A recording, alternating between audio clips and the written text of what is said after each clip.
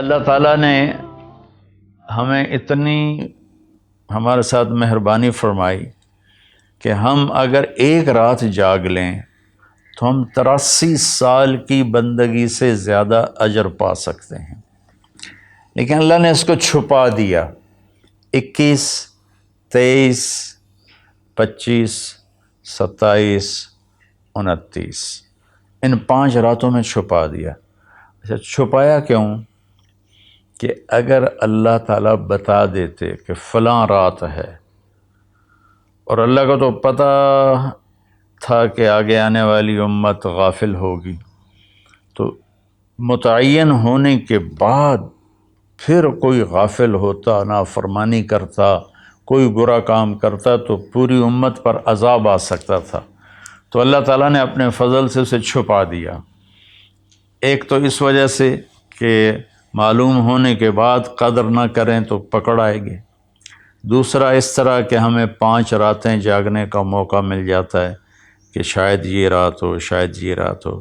ہمارے پاکستان میں صرف 27 کو لوگ بڑے اہتمام سے جاگتے ہیں۔ ممکن ہے اس دفعہ لیلۃ القدر وہ 21 کی ہو، کیونکہ مجھے ابھی راستے میں آتے ہوئے خیال آ رہا تھا کہ ایک تو وہ طاق رات، پہلی طاق رات ہے، اور دوسرا جمعے کی رات ہے، تو یہ 2 فضیلتیں اکٹھی ہو رہی ہیں۔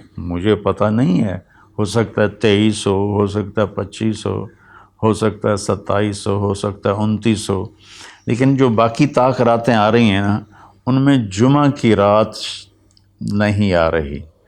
تو اس لیے میرے دل کا وجدان یہ ہے کہ ہو سکتا ہے، میں کوئی پیش گوئی نہیں کر رہا ہوں، اپنا وجدان بتا رہا ہوں، ہو سکتا ہے کہ اس دفعہ لیلۃ القدر وہ 21 کی رات ہو۔ بہرحال 5 راتیں ہیں اور چھوٹی چھوٹی راتیں ہیں۔ 10 بجے تک تو ہم تراویح سے فارغ ہوتے ہیں، تو اس کے بعد 3 بجے سحری کا کھانا شروع ہو جاتا ہے، تو سارے مرد، عورت، بہن بھائی، جوان، چھوٹے بچے صرف 27 کا اہتمام نہ کریں، بلکہ 21 کو بھی جاگیں، 23 کو بھی جاگیں، 25 کو بھی جاگیں، 27 کو بھی جاگیں، 29 کو بھی جاگیں۔ میں جب 4 مہینے لگا رہا تھا تبلیغ میں، تو اس میں رمضان آ گیا، سردیوں کا رمضان تھا، 1971 کی بات۔ تو ہم پیدل چل رہے تھے، اس طرف ٹھینگ موڑ سے آگے ایک اڈا آتا ہے مائی رابو، چھوٹا سا، اب تو وہاں کافی رونق ہو گئی۔ پھر وہاں سے ہم پہلے گاؤں کا مجھے نام یاد ہے، ٹھینگ کھتریاں، اور اس کے بعد ہم ایسے ایک لمبا چکر کاٹتے ہوئے ہم منڈی سوندا سنگھ سڑک پر آئے تھے اور وہاں سے واپس رائمنڈ گئے تھے۔ جب رمضان شروع ہوا تو میں نے روزانہ اللہ سے مانگنا شروع کیا، یا اللہ، روزانہ ہم پیدل چلتے ہیں، کبھی 3 میل، کبھی 4 میل، کبھی 5 میل، اور بستر سر پہ ہوتے ہیں، تو 5 راتیں جاگنا تو مشکل ہے، تو جو لیلۃ القدر تیرے علم میں ہے نا، اس رات مجھے تو اٹھا دینا۔ یہ میں نے یکم رمضان سے مانگنا شروع کر دیا۔ تو ایک گاؤں تھا، اس میں ہماری جماعت ٹھہری ہوئی تھی، تو 21 کی رات کو مجھے ایک دم کسی نے یوں جھٹکا دے کے اٹھا دیا، تو میں ڈر گیا۔ میں نے کہا یہ کیا ہوا میرے ساتھ؟ میں گہری نیند، تھک کے چور ہوئے پڑے ہوتے تھے، تو سوال ہی نہیں پیدا ہوتا تھا آنکھ کھلنے کا۔ تو میں یوں لیٹا تھا، ایسے اس طرح اٹھا، میں یوں جیسے سپرنگ حرکت کرتا ہے، تو میں ڈر گیا۔ میں نے کہا مجھے کس نے اٹھایا؟ میں نے گھڑی دیکھی، 12 بج رہے تھے، سردیوں کی راتیں تھیں۔ میں دوبارہ رضائی لے کر لیٹ گیا، تو ایک دم مجھے اسٹرائک ہوا کہ آج تو 21 کی رات۔ تو میں بھاگ کے باہر نکلا، تو میں نے دیکھا تو چاندنی تھی، حالانکہ 21 کا چاند تو بہت مختصر ہوتا، روشنی تھی، اور سردی کے باوجود کوئی سردی نہیں تھی۔ تو ایک اور میران شاہ کا پٹھان تھا، اللہ تعالیٰ اس کو جزائے دے، اس نے مجھے کہا ہوا تھا اگر تو اٹھے تو مجھے بھی اٹھا دینا، تو میں نے اس کو بھی اٹھا دیا۔ وہ تو 1-2 گھنٹہ بیٹھ کے پھر جا کے سو گیا، اور میں فجر کی اذان تک جاگتا رہا، اور پتہ نہیں کیا کیا مانگا، لیکن اس میں نے ایک دعا یہ مانگی کہ یا اللہ مجھے ساری زندگی کے لیے تبلیغ کے کام کے لیے قبول فرما۔ یہ دعا میں نے بہت مانگی۔ جب میں نے فجر کی نماز پڑھی تو مجھے خیال آیا کہ تو میڈیکل کر رہا ہے، ڈاکٹر بنے گا، تو نے یہ کیا دعا مانگی ہے کہ اللہ مجھے ساری زندگی کے لیے قبول فرما؟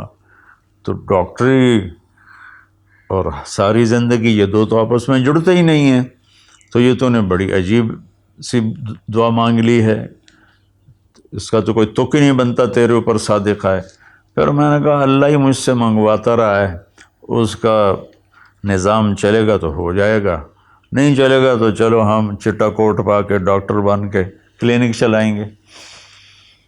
تو میں تقریباً اگلا سارا سفر یہی سوچتا رہا، روزانہ مجھے سوچ آتی یہ تو نے کیا مانگا ہے، ساری زندگی اور ادھر میڈیکل لائن، یہ کیسے جوڑ بیٹھے گا، اور پھر تیرے والدین کیسے تمہیں اجازت دیں گے؟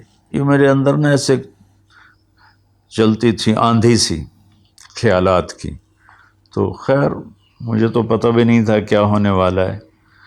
4 مہینے کے آخری 1 ہفتے میں اللہ نے ایسا پلٹا دیا کہ میرا دل، وہ پھر لمبی کہانی ہے، ابھی میں نے تھوڑا بیان کرنا ہے، تو جس کا آخری نتیجہ یہ ہے کہ اس 1 ہفتے میں اس طرح کا نظام چلا، میں نے کہا بس میں نے علم حاصل کرنا ہے۔ تو اللہ نے اپنے فضل سے مجھے چلائے رکھا، یہ میں اس کا شکر گزار ہوں۔ یہ ایک واقعہ تو میرے ساتھ یہ ہوا ہے، وہ 21 کی رات کا تھا۔ دوسرا واقعہ یہ ہے کہ میں بہت بیمار تھا رمضان میں نا، تو میں نے اللہ سے دعا مانگنی شروع کی کہ یا اللہ تو میرا حال تو دیکھ رہا، مجھ سے تو روزہ بھی بڑی مشکل سے پورا ہو رہا ہے، تو مہربانی کر مجھے لیلۃ القدر بتا دے کب ہے۔ تو خواب کوئی یقینی تو نہیں ہوتے، لیکن دیکھنے والے کے لیے اس میں خوشخبری ہوتی ہے۔ تو مجھے نا 22 کی رات کو خواب آیا کہ کل شب قدر ہے 23۔ تو میں 23 کو گرمیاں تھیں، میں سویا ہی نہیں اور جاگ کے اپنا جو کچھ کرنا تھا۔ تو 25 کو میں سویا ہوا پھر اٹھا، تو ایک دم پھر مجھے نیند آ گئی۔ تو میں نے خواب میں دیکھا کوئی کہہ رہا ہے کہ آرام سے پڑے رہو، آج شب قدر نہیں، وہ گزر گئی، 23 کو تھی وہ گزر گئی۔ یہ 2 تو میری آپ بیتیاں ہیں، واللہ عالم خواب کوئی حجت تو نہیں ہوتا، ورنہ اس کا بھی لوگ مذاق بنا لیتے ہیں۔ کہنے کا مقصد یہ تھا کہ شب قدر 5 راتوں میں گھومتی ہے، 21، 23، 25، 27، 29۔ تو ہم ایک 27 کی رات متعین نہ کریں، 5 راتیں جاگیں، تو اس میں سارے گناہوں کی بخشش ہو جاتی ہے، اور جو اللہ سے مانگو دنیا کا آخرت کا، تو اللہ تعالیٰ اپنا فضل فرماتا ہے اور اپنی رحمت کے دروازے کھول دیتا ہے۔